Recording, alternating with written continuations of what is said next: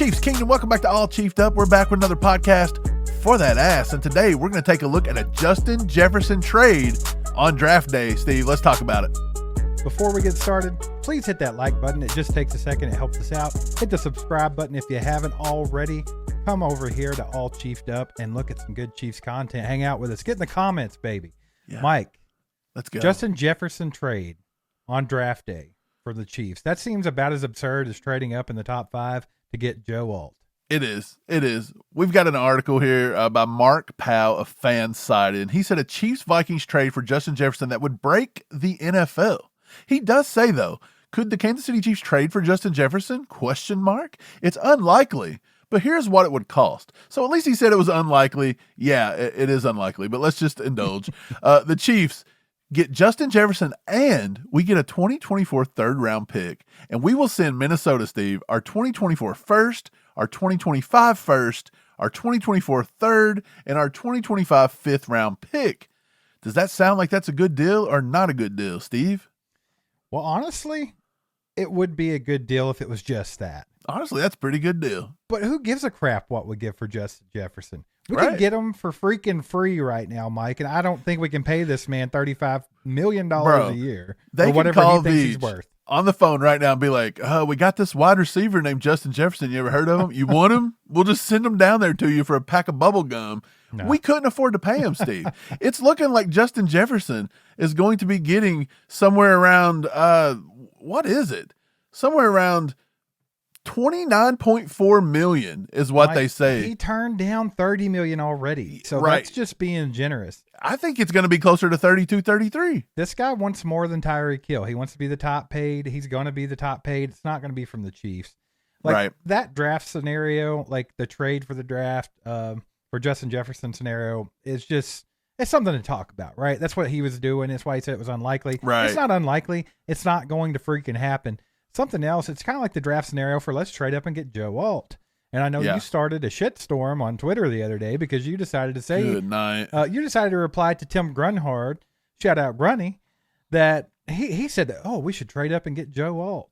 Right. And you were like, dude, that's not going to happen. And then, of course, here come the attack dogs with the pitchforks. He is a Chiefs legend. Show him some respect. Mike, I don't care if it's Grunny. I don't care if it's Patrick Mahomes. I don't care if it was the ghost of Lamar Hunt himself. If they say something stupid, I'm going to disagree with them.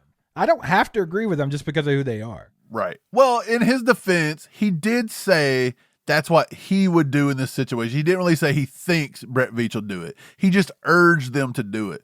But why? Why do you even urge them to do it, Steve? Because we've shown we can win 2 Super Bowls now. Because he was friends with his dad. Right. We've won 2 Super Bowls with subpar left tackle play, to be honest. Orlando Brown Jr., subpar. Dude, I'm telling Donovan you Smith, subpar.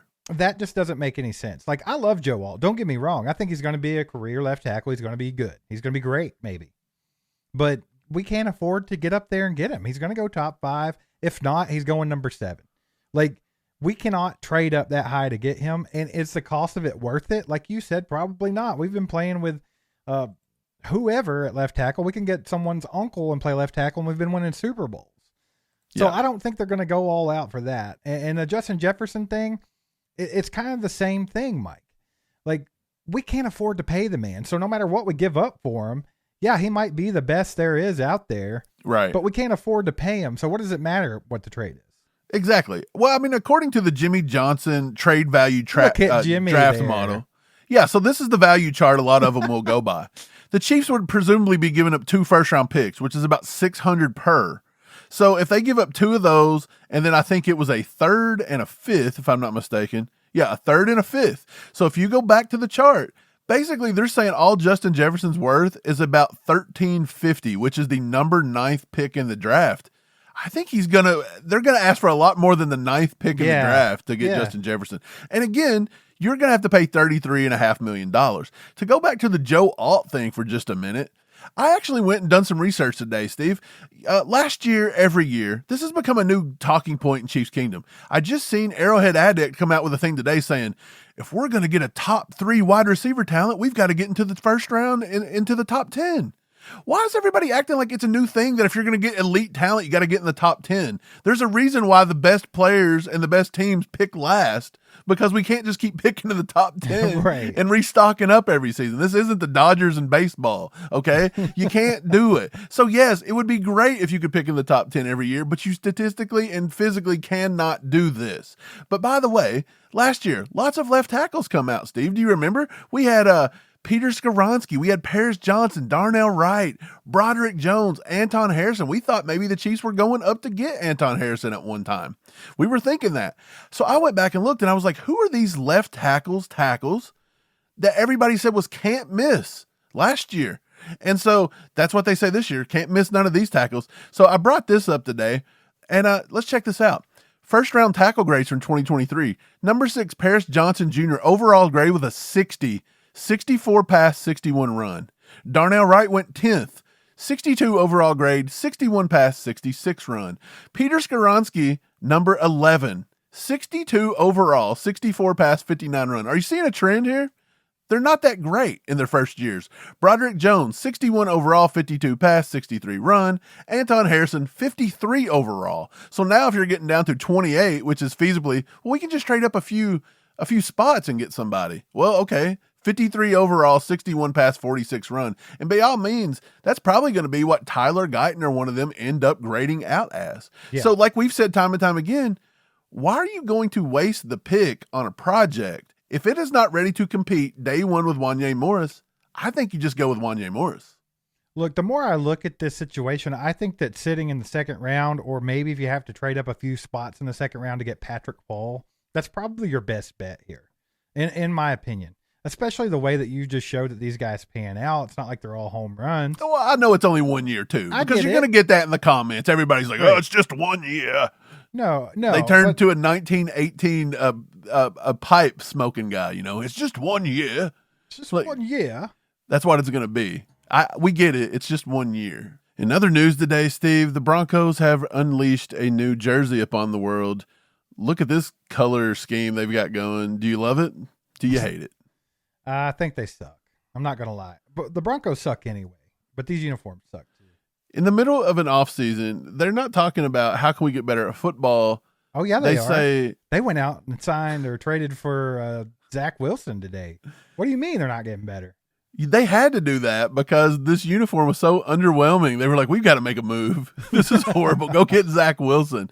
Steve, they said they're going to bring this one back. Honestly, this is the best look out of the 4. And they still look stupid as hell, don't they? They still look dumb. I'm almost positive they just went to UTEP and said, hey, guys, who designed your uniform? Let's go ahead and get those. Oh, wait, UTEP's guys are busy? Let's go to University of Texas San Antonio and grab their uniforms. Let's just keep, are they going to move the Broncos to Texas? Is that what they're trying to pull? Mike, the Broncos are bottom feeders of the AFC West of pretty much the NFL right now, and I think they're going to stay there for a while. I think Sean Payton could have got them back to some kind of glory, but it's just not working out that way. Now we have ugly uniforms. We have Zach Wilson. What are we doing? If you're a recruit, if you're a quarterback, let's say you're Bo Nix, and they're on the clock, do you want to be drafted and have to wear those uniforms? Or do you just say, good Lord, let's hope they pass me up? Not. You know, sometimes I talk about how the Chiefs never update their uniforms really. Like they do, but it's very, very subtle. And you're like, man, wouldn't it be kind of cool if the Hunt family was a little more lenient on uniforms? Like they kind of update a little bit. But then you start looking at the fans who are also like, absolutely not. We have to keep the traditional blah, blah, blah. Right. Which I understand with the logo. With the Arrowhead logo, you don't change that whatsoever. Dude, you don't want them to butcher it like these teams are doing. Exactly. So that's what I'm saying. I've always kind of been interested in maybe an updated uniform or something like that or something a little different. But now I kind of get the idea of just keeping exactly what you got. I think the Chiefs, to stay more current, right? I think they're just doing more of these monochromatic looks. Like they'll do red on red, white on white. Like that's the only 2 colors they can do. But we do see them pull it out a few times. They're never going to black.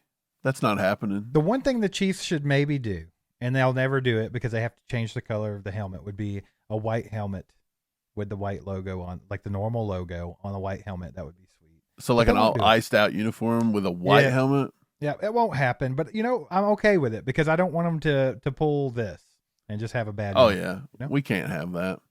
But yeah, man, that's going to wrap it up for today. Thank you guys for watching. Thanks for being here. We appreciate it. Let us know in the comments. Do you like those uniforms? Do you think we should trade for Justin Jefferson, or do you think it's BS? I think it's BS, Steve. But we appreciate you guys for being here. Thanks for liking, subscribing, clicking that bell. We'll catch you next time. Go Chiefs. There goes a sight from my soul.